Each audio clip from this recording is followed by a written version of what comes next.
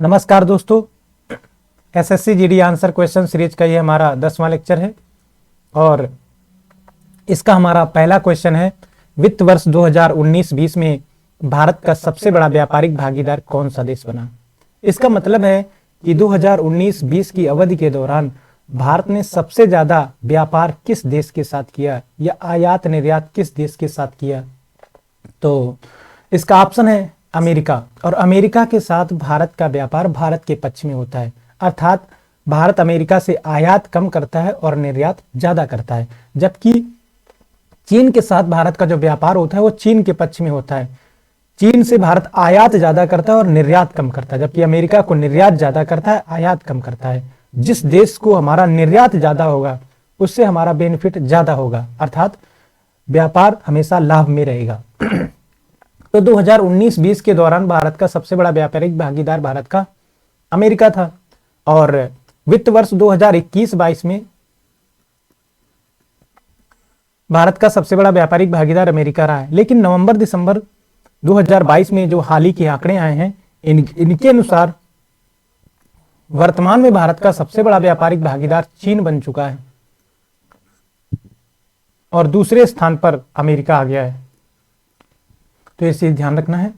चीन के संबंध में एक फैक्ट ये भी ध्यान रखना है कि चीन की राजधानी बीजिंग है, यहाँ की राजधानी बीजिंग है, और चीन के राष्ट्रपति शी जिनपिंग है, और यहाँ की जो करेंसी है मुद्रा, ये अपनी करेंसी को युआन या रेनमिनबी कहते हैं।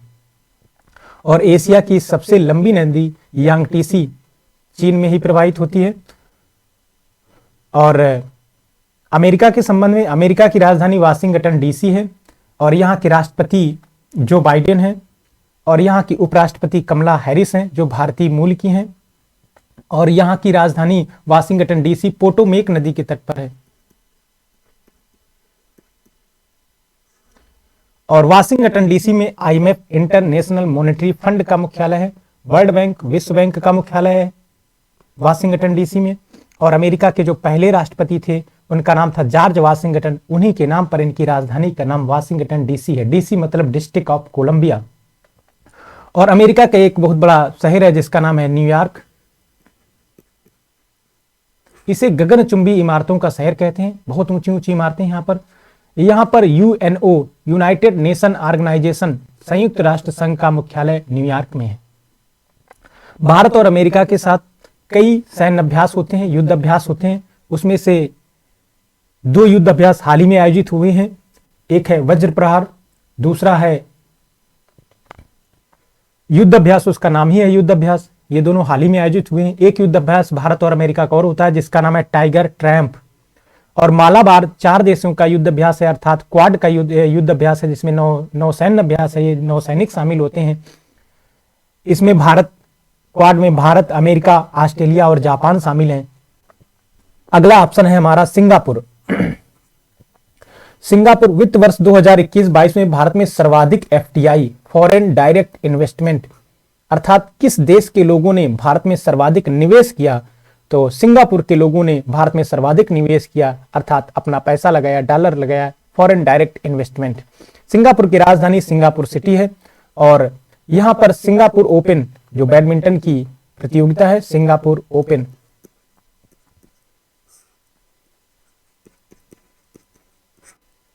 2022 बैडमिंटन प्रतियोगिता का आयोजन हुआ। इसमें महिला एकल का खिताब पीवी सिंधु ने जीता, भारत की बैडमिंटन खिलाड़ी पीवी सिंधु। एक फैक्ट यहां से यह पूछा जाता है, ध्यान रखना है कि एफएटीएफ के बारे में, फाइनेंशियल एक्शन टास्क फोर्स, इसका गठन 1989 में हुआ था। इसका हेडक्वार्टर पेरिस में है, और इसके वर्तमान में जो अध्यक्ष हैं वो सिंगापुर के हैं, और इनका नाम है T Raja Kumar. T Raja Kumar FATF के अध्यक्ष हैं। टी राजा कुमार भारतीय मूल के हैं, अर्थात वर्तमान में सिंगापुर के नागरिक हैं। रूस के संबंध में एक फैक्ट ये याद रखना है कि वित्त वर्ष 2021-22 में, अर्थात 2021-22 का जो वित्त वर्ष है, भारत सरकार ने सर्वाधिक कच्चा तेल सर्वाधिक क्रूड ऑयल रूस से खरीदा है। भारत को जितने कच्चे तेल की आवश्यकता होती है उसका लगभग 80% आयात करना होता है भारत सरकार को। और रूस की राजधानी मास्को है, जो मास्कोवा नदी के तट पर है, और यहाँ की करेंसी रूबल है। और भारत और रूस के मध्य नौसैन्य अभ्यास जो होता है उसका नाम है इंदिरा नेवी। और रूस के राष्ट्रपति व्लादिमीर पुतिन है। और दुनिया का सबसे बड़ा देश क्षेत्रफल के आधार पर रूस है। रूस का विस्तार 2 महाद्वीपों में एशिया और यूरोप। रूस का जो भूभाग एशिया में उसे साइबेरिया कहते हैं, जबकि रूस की राजधानी मॉस्को यूरोप में है। और दुनिया का सबसे लंबा रेल मार्ग ट्रांस साइबेरियन रेल मार्ग रूस में ही है। तो ये चीजें रूस से हमें याद रखना है। अगले क्वेश्चन की ओर बढ़ते हैं। अगला क्वेश्चन है हमारा कि गुरु गोविंद सिंह की मृत्यु के बाद खालसा ने किसके नेतृत्व में मुगलों के खिलाफ विद्रोह किया। तो एक चीज समझ लेते हैं यहां पर, सिख धर्म के 10 गुरु हुए, 10 गुरु, जिनमें से पहले गुरु थे गुरु नानक और 10वें गुरु थे गुरु गोविंद सिंह। गुरु गोविंद सिंह, गुरु गोविंद सिंह ने खालसा पंथ की स्थापना की थी। सिख धर्म के जो 10वें गुरु हैं उन्होंने 1699 ईस्वी में खालसा की स्थापना की। खालसा अर्थात इन्होंने सिख समुदाय को एक सैन्य योद्धाओं में तब्दील करने का प्रयास किया। तो खालसा पंथ की स्थापना गुरु गोविंद सिंह ने की थी, जो सिखों के 10वें गुरु थे। गुरु नानक ये सिख धर्म के पहले गुरु थे और इन्होंने सिख धर्म की स्थापना की। इनका जन्म पाकिस्तान के तलवंडी में हुआ था। तलवंडी को अब ननकाना साहिब के नाम से जाना जाता है।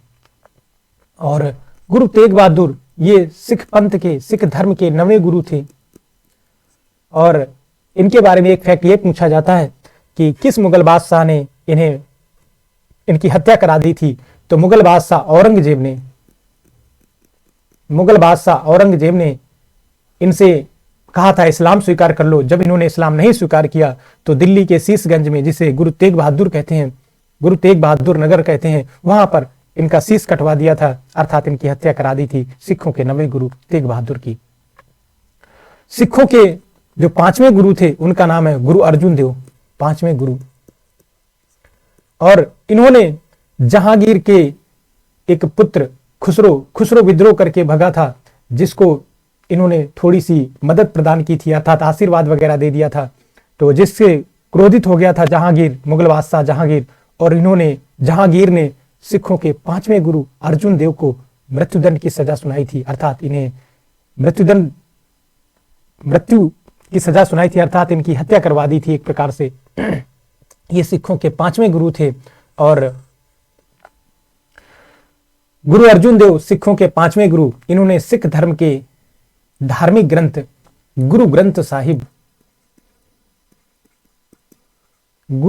साहिब का संकलन किया था। यह चीज ध्यान रखना है। और जब सिखों के 10वें गुरु गुरु गोविंद सिंह की मृत्यु हो गई तो इसके बाद सिख धर्म का नेतृत्व, अर्थात सिख नेता बने बंदा बहादुर। ये गुरु नहीं थे, एक प्रकार से सिखों का नेतृत्व करने वाले एक महान व्यक्तित्व थे। इन्होंने क्या किया, खालसा का नेतृत्व किया, अर्थात जिस खालसा का गठन सिखों के 10वें गुरु गुरु गोविंद सिंह ने किया था और वो एक सैन्य समुदाय में तब्दील हो चुका था, इसका नेतृत्व बंदा बहादुर ने किया। और मुगलों ने इनके 9वें गुरु और 5वें गुरु की हत्या करा दी थी, जिसके कारण इनका सीधा संघर्ष मुगलों से हो रहा था, बंदा बहादुर का। और खालसा के नेतृत्व में इन्होंने कई बार मुगलों पर हमले के लिए किए, अर्थात उनके खिलाफ विद्रोह किया। तो इसमें आपका जो आंसर है वो है बंदा बहादुर। तो बंदा बहादुर ने गुरु गोविंद सिंह की मृत्यु के बाद मुगलों के खिलाफ विद्रोह किए। अगले क्वेश्चन की ओर बढ़ते हैं। अगला क्वेश्चन है, होजेनेक्कल जलप्रपात किस राज्य में है। तो होजेनेक्कल जलप्रपात, ये याद रखना है, ये तमिलनाडु में है। होजेनेक्कल जलप्रपात तमिलनाडु में है।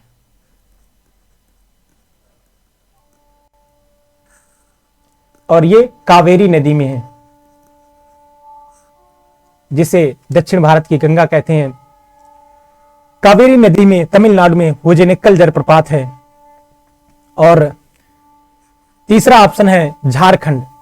झारखंड से भी एसएससी जीडी 2021 में एक क्वेश्चन पूछा गया था, हुंडरू जलप्रपात। हुंडरू जलप्रपात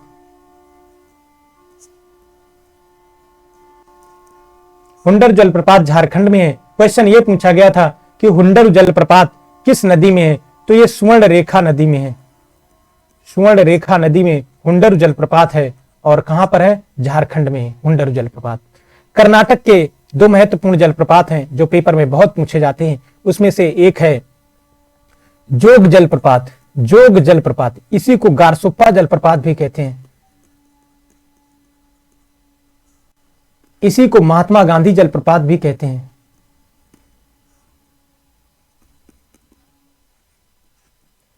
और यह जलप्रपात कर्नाटक में है और कर्नाटक में किस नदी पर है, शरावती नदी पर है। शरावती नदी। कर्नाटक का एक महत्वपूर्ण जलप्रपात और है जिसका नाम है कुंचिकल जलप्रपात। कुंचिकल जलप्रपात ये कर्नाटक में वराही नदी में है। मध्य प्रदेश के संबंध में एक जलप्रपात का नाम याद रखना है, धुआंधार जलप्रपात। बहुत पेपर में पूछा जाता है। यह जबलपुर में है, मध्य प्रदेश के जबलपुर में है और नर्मदा नदी में है।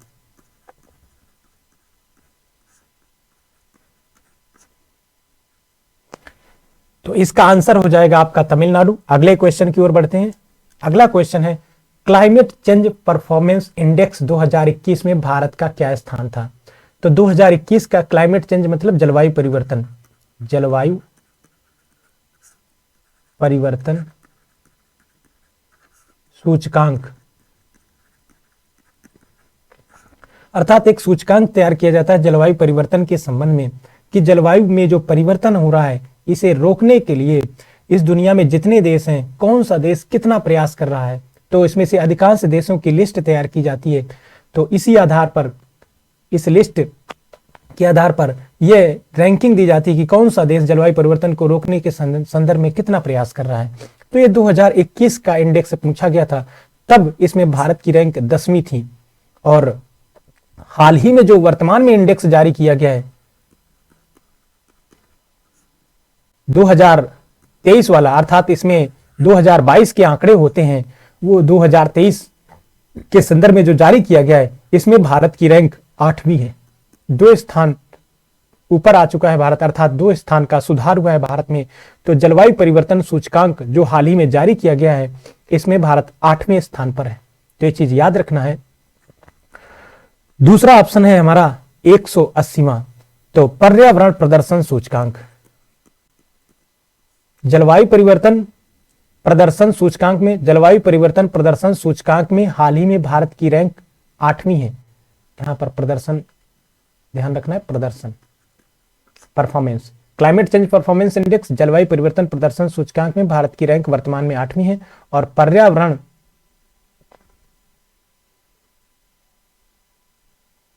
पर्यावरण प्रदर्शन सूचकांक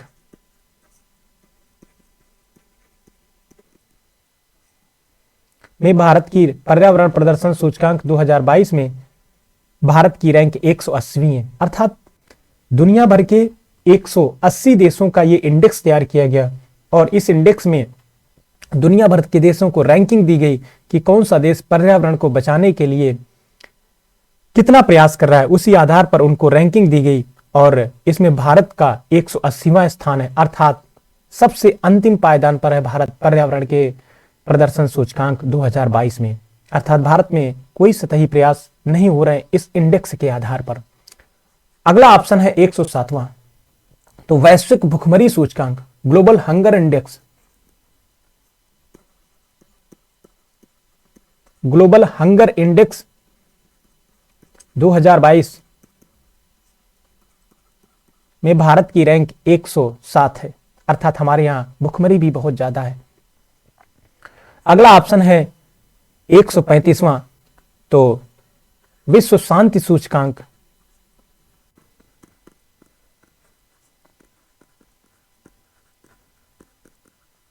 विश्व शांति सूचकांक 2022 में भारत की रैंक 135वीं है, अर्थात हमारे यहां इस इंडेक्स के आधार पर बहुत कम शांति है।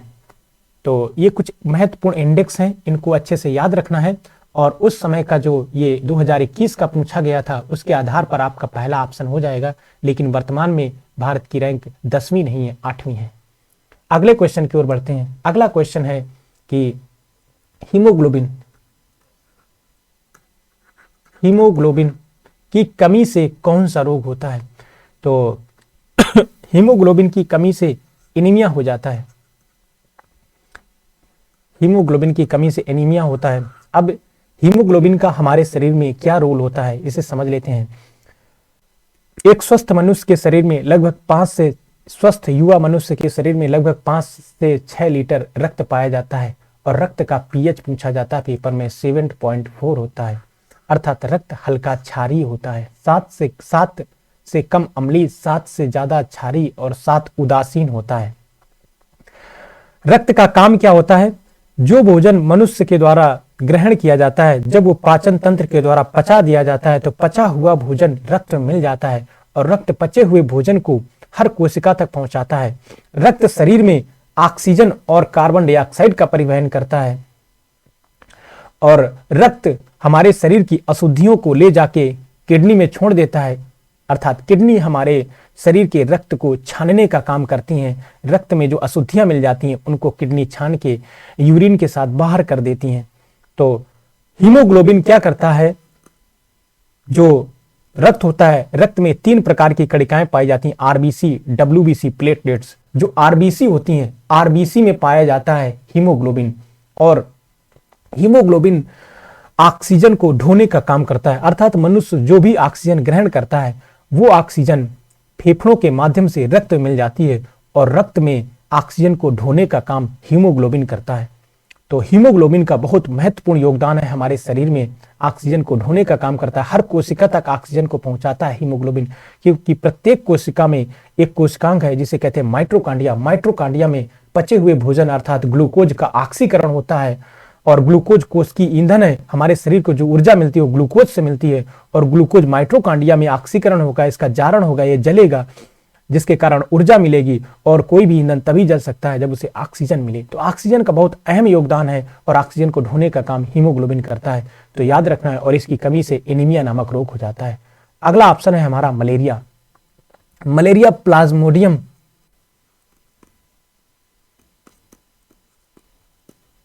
प्लाज्मोडियम नामक परजीवी से होता है और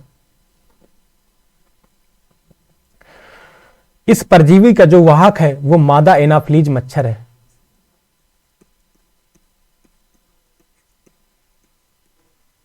मादा एनाफ्लीज मच्छर इस परजीवी का वाहक है और विश्व मलेरिया दिवस 25 अप्रैल को मनाते हैं।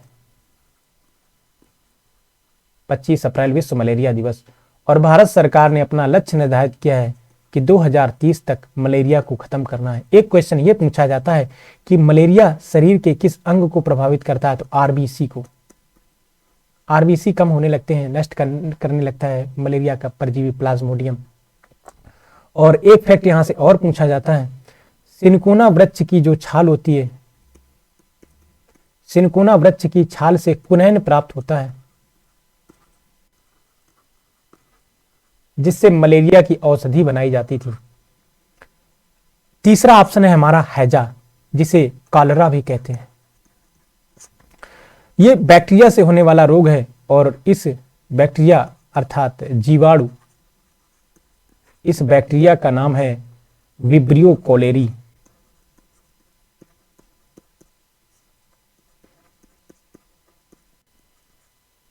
विब्रियो कोलेरी नामक बैक्टीरिया से हैजा होता है जिसमें दस्त और उल्टी लगातार होते हैं, जिसके कारण शरीर में डिहाइड्रेशन अर्थात पानी की कमी हो जाती है। और विब्रियो कोलेरी जो बैक्टीरिया होता है ये दूषित भोजन और पानी के साथ शरीर में एंटर कर जाता है। अगला ऑप्शन है हमारा रेबीज। रेबीज रेबडो वायरस से होता है, रेबडो वायरस।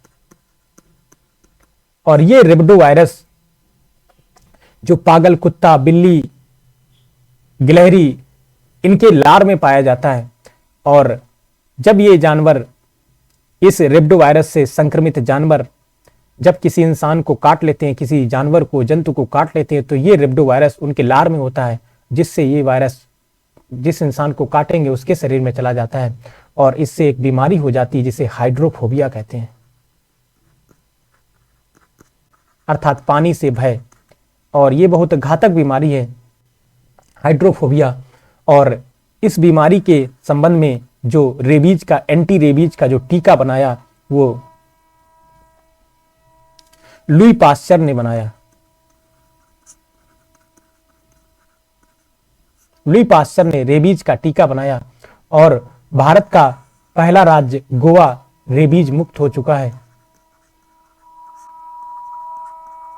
हर घर नल से जल का लक्ष्य प्राप्त करने वाला भारत का पहला राज्य गोवा है। रेबीज मुक्त भारत का पहला राज्य गोवा है। तो इस क्वेश्चन का आपका आंसर हो जाएगा ए ऑप्शन, एनीमिया। अगले क्वेश्चन की ओर बढ़ते हैं।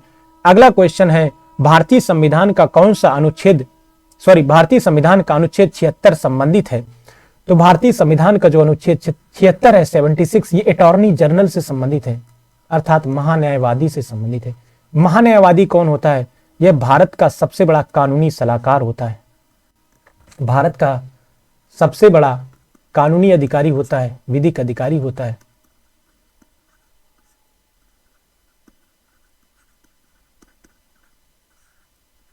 यह भारत सरकार का वकील होता है। भारत सरकार का वकील अर्थात भारत सरकार का कानूनी सलाहकार होता है। भारत सरकार का यदि कोई भारत सरकार पर कोई केस चल रहा है तो जिस न्यायालय में केस चल रहा है वहां पर भारत सरकार का पक्ष रखेगा महान्यायवादी। तो भारत का सबसे बड़ा कानूनी अधिकारी होता है, भारत सरकार का कानूनी सलाहकार होता है अटॉर्नी जनरल। इसके पद का उल्लेख आर्टिकल 76 में है। महान्यायवादी की नियुक्ति राष्ट्रपति करते हैं और राष्ट्रपति के प्रसाद पर्यंत यह पद को धारण करता है। किस व्यक्ति को महान्यायवादी बनाया जाएगा? अर्थात सर्वोच्च न्यायालय का न्यायाधीश बनने की योग्यता रखने वाले व्यक्ति को राष्ट्रपति महान्यायवादी के पद पर नियुक्त कर सकते हैं। लेकिन राष्ट्रपति ये नियुक्ति या इसको पद से हटाने का काम मंत्रिपरिषद की सलाह से करते हैं और मंत्रिपरिषद का अध्यक्ष प्रधानमंत्री होता है। तो महान्यायवादी राष्ट्रपति के प्रसाद पर्यंत पद को धारण करता है। जब तक राष्ट्रपति की इच्छा है तब तक महान्यायवादी अपने पद पर रह सकता है। तो महान्यायवादी के बारे में हमने समझ लिया। और वर्तमान में जो भारत के महान्यायवादी हैं वो आर वेंकट रमणी है।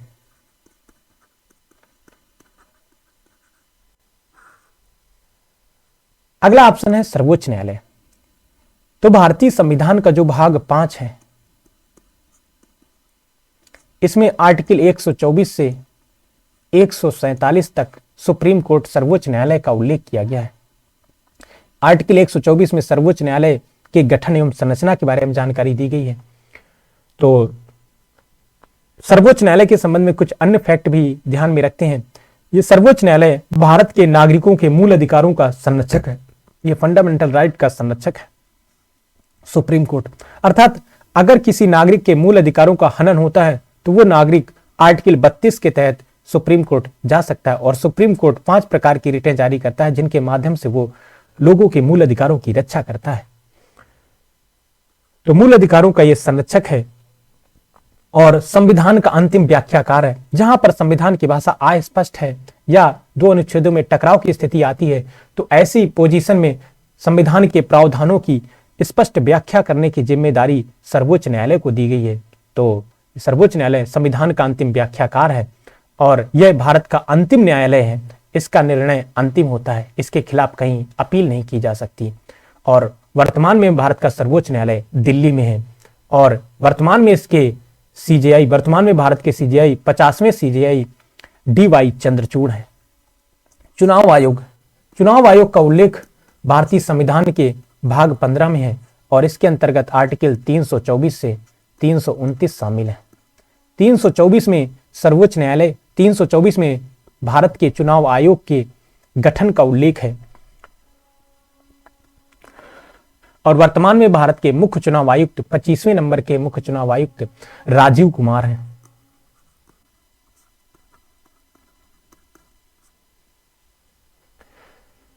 तो चुनाव आयोग भारत के राष्ट्रपति का चुनाव करवाता है, उपराष्ट्रपति, लोकसभा, राज्यसभा, विधानसभा, विधान परिषद के जो चुनाव होते हैं उनका नियंत्रण, निर्देशन और अधीक्षण चुनाव आयोग करता है और ये एक स्वायत्त संस्था है। चुनाव आयोग ऑटोनोमस बॉडी है, संवैधानिक संस्था है।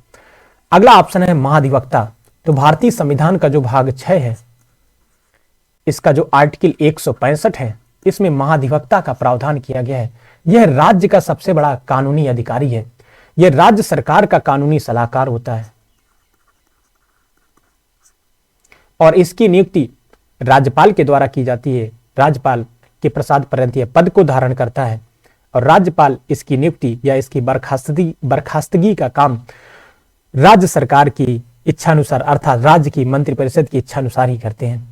तो इसका जो ऑप्शन आपका सही है वो है महान्यायवादी। तो भारतीय संविधान का अनुच्छेद 76 महान्यायवादी से संबंधित है। अगले क्वेश्चन की ओर बढ़ते हैं। अगला क्वेश्चन है हमारा, अवध का अंतिम नवाब कौन था? एक क्वेश्चन तो अवध के नवाब से ये पूछा गया एसएससी जीडी 2021 में। एक क्वेश्चन और पूछा गया था, 3 क्वेश्चन यहाँ से पूछे गए। एक क्वेश्चन ये पूछा गया अवध का अंतिम नवाब कौन है? वाजिद अली शाह। एक क्वेश्चन ये पूछा गया कि अवध पर कुप्रशासन का आरोप किस गवर्नर जनरल ने अवध का विलय ब्रिटिश साम्राज्य में कुप्रशासन के आधार पर कर लिया? तो यह भी पूछा गया था फैक्ट। एक फैक्ट यह पूछा गया था कि अवध की राजधानी क्या थी? तो अवध की राजधानी पहले फैजाबाद थी, इसके बाद लखनऊ बनी।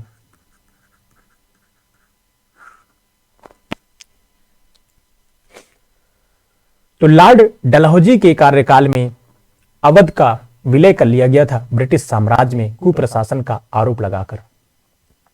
तो इसका ऑप्शन आपका हो जाएगा ऑप्शन सी वाजिद अली शाह। तो अवध के जो अंतिम नवाब थे वाजिद अली शाह थे, अंतिम नवाब। ये अंतिम नवाब थे अवध के।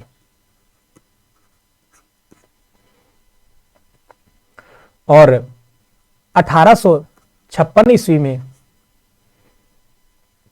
लॉर्ड डलहौजी ने कुप्रशासन का आरोप लगाया अवध पर कि यहां पर कानून व्यवस्था सही से काम नहीं कर रही। यहाँ के जो नवाब हैं अवध के, ये सही से कानून व्यवस्था नहीं संचालित कर पा रहा, इसलिए अवध का विलय ब्रिटिश सरकार इसी आरोप के आधार पर ब्रिटिश साम्राज्य में कर लेती है। और ये जो अंतिम नवाब थे अवध के वाजिद अली शाह, इनकी पत्नी का नाम था बेगम हजरत महल।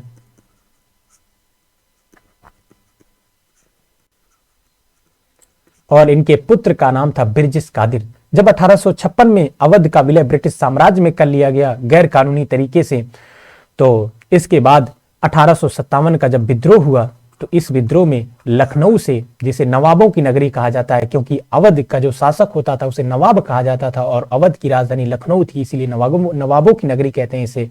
और जब इनका अवध ब्रिटिश साम्राज्य में मिला लिया गया, तो वाजिद अली शाह की पत्नी बेगम हजरत महल ने लखनऊ से 1857 के विद्रोह का नेतृत्व किया था। इसमें से जो दूसरा ऑप्शन है सआदत खान, इसने अवध को एक स्वतंत्र राज्य के रूप में स्थापित किया था। अवध को एक स्वतंत्र राज्य के रूप में स्थापित किया।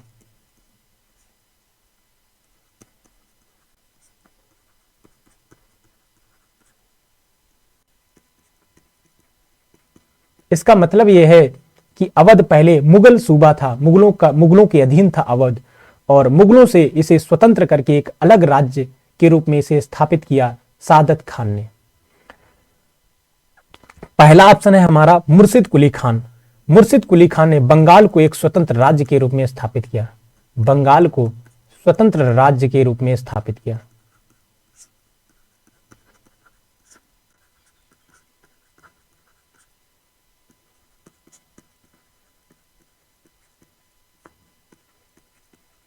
मुर्शिद कुली खान ने बंगाल को स्वतंत्र राज्य के रूप में स्थापित किया और राजधानी, बंगाल की राजधानी ढाका थी, ढाका से मुर्शिदाबाद स्थानांतरित किया था। तो बंगाल भी मुगलों का सूबा था, मुगलों के अधीन था, इसको मुगलों से अलग करके एक स्वतंत्र राज्य के रूप में मुर्शिद कुली खान ने स्थापित किया था। मुर्शिद कुली खान, इसका उत्तराधिकारी सुजाउद्दीन होगा, सुजाउद्दीन का उत्तराधिकारी सरफराज होगा, सरफराज का उत्तराधिकारी अलीवर्दी खान होगा और अलीवर्दी खान का उत्तराधिकारी सिराजुद्दौला होगा, जिसके साथ ईस्ट इंडिया कंपनी 1757 का प्लासी का युद्ध लड़ेगी और जीत भी जाएगी ईस्ट इंडिया कंपनी। और सिराजुद्दौला का जो उत्तराधिकारी होगा मीर जाफर होगा, जो सिराजुद्दौला का सेनापति था, इसने धोखा दिया था अपने नवाब सिराजुद्दौला को। मीर जाफर का उत्तराधिकारी मीर कासिम होगा, मीर कासिम का उत्तराधिकारी फिर मीर जाफर हो जाएगा, फिर इसका उत्तराधिकारी नजमुद्दौला हो जाएगा। तो ये अवध के जो नवाब होते थे उनका ये शासन क्रम है। चौथा ऑप्शन है हमारा हैदर अली। हैदर अली ने 1760-61 में 1760-61 ईस्वी में आधुनिक मैसूर राज्य की स्थापना की थी।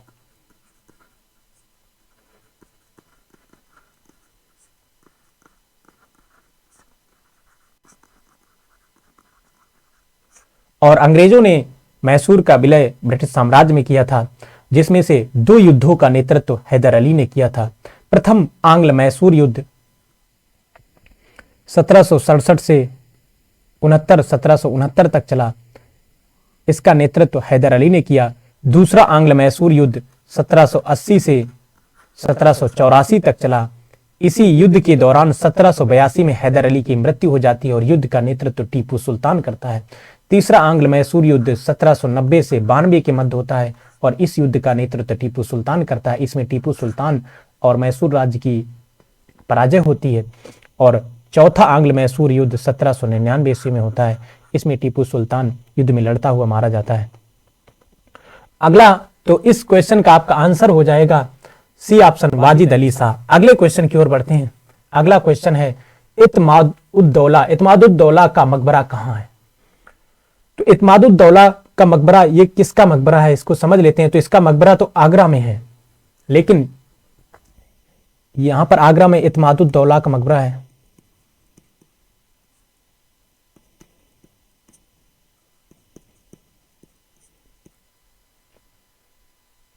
मुगल बादशाह जहांगीर की पत्नी, मुगल बादशाह जहांगीर की पत्नी का नाम था नूरजहां।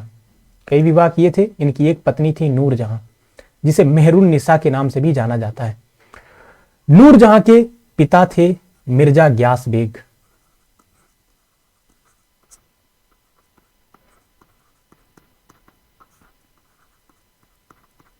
नूरजहां के पिता थे मिर्जा ग्यास बेग।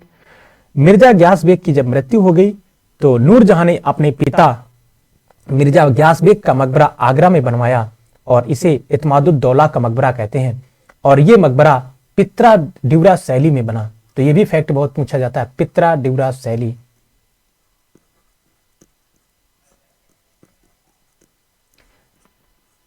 जिनमें जो संगमरमर के जो पत्थर होते हैं उनमें कढ़ाई की जाती है। तो इस आधार पर यह मकबरा जहांगीर की पत्नी नूरजहां ने बनवाया था।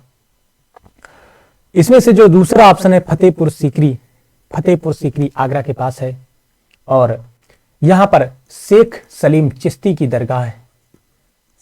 शेख सलीम चिश्ती ये एक सूफी संत थे।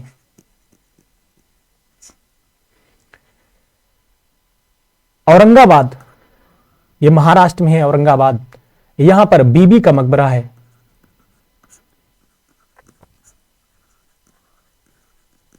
अर्थात मुगल बादशाह औरंगजेब की पत्नी बीबी का मकबरा औरंगाबाद में है और औरंगाबाद में ही औरंगजेब का भी मकबरा है।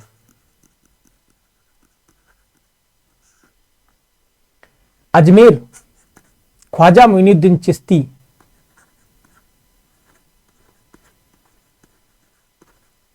ये भी फैक्ट बहुत पूछा जाता है। ख्वाजा मोइनुद्दीन चिश्ती की दरगाह अजमेर में है। तो इसमें पूछा गया था इत्मादुद्दौला का मकबरा कहां पर है, तो आगरा में है। अगले क्वेश्चन की ओर बढ़ते हैं। अगला क्वेश्चन है किस संविधान संशोधन के तहत गोवा को पूर्ण राज्य का दर्जा दिया गया? तो पहला ऑप्शन आपका आंसर है।